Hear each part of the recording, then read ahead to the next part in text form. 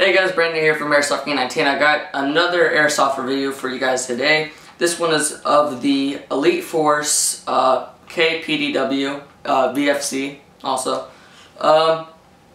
Yeah, so far I got it on Monday and today is Wednesday. So I started enough to get some opinions on it and I'll just share that with you. And sorry if I look down, I'm just looking at a little sheet I wrote down of all the facts for the gun just to make sure I don't forget anything for you guys.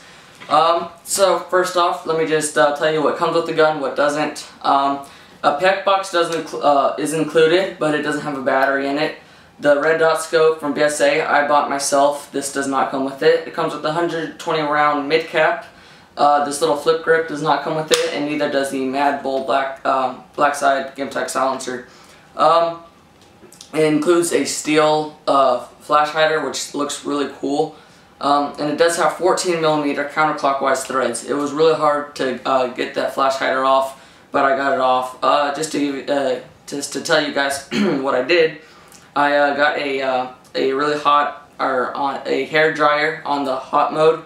And I just put it against it for a long time, probably like 10 to 15 minutes, just to melt that glue. And then I got some cloth around the flash hider, got some pliers, and twisted it off. It was a pain in the butt, but I got it off. It weighs 2,360 grams. I would give it to you guys in pounds, but I'm just reading off what I found on the website. It does have a 230mm inner barrel.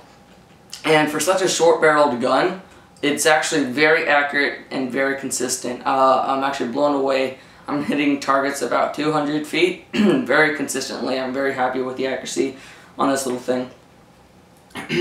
Like I mentioned, it does have 14mm counterclockwise threads. Let's talk about the mag for a second. It is a 120 round mid cap, and I'm about ready to throw this mag in the trash can. It is absolutely horrible. First off, just first impressions, just looking and holding it, it is just so plasticky. It looks like it's from the quality made from Happy Meals and McDonald's, the little free toys. It just looks so cheap. Yeah, I mean, Nerf mags are probably more like solid than this thing. Honestly, it's just so horrible. But not just about the externals and everything, the feeding issues I'm having with this is horrible. I never heard anyone say anything bad about the feeding on this. I might be the first. Maybe I just got a defective mag. It says it's 120 rounds. I didn't want to overdo that, so I put in about 50 to 70 BBs, which should be just fine, saying that it holds 120. And the first time I shot it, it wouldn't feed. In fact, it's jammed right now and I can't fix it. And the disassembly doesn't seem too easy on this. I don't see where to disassemble it. But it shot a blank, blank, and then it shot 3, blank, blank, shot 3. When I put it on full auto, it would just shoot, just burst like a shotgun. And I thought that the gun was having problems. I put in another mag and it worked just fine. So I'm about ready to throw this out the window. I don't like that. Speaking about other mags for this thing, I have plenty of different mags. I have a Magpul mid-cap P-mags that feed and fit very well. KWA mags fit and feed very well. All different kinds of brands of mags that I have are actually really, really good with this, except the mag that it actually comes with, which is kind of sad. So let's see, what am I missing here? It is a perfect 350 feet per second, which is perfect for CQB for what it is made for, because this thing is very compact. When you fold the stock and I put in my little grip, even with the aftermarket silencer, it is still very, very small. I really like that. Alright. Speaking about the FPS, because it is only 350, you have very little engagement distances, if any. That's how most fields are. It did come with this little back post sight and a front one, which I removed for the PEC box.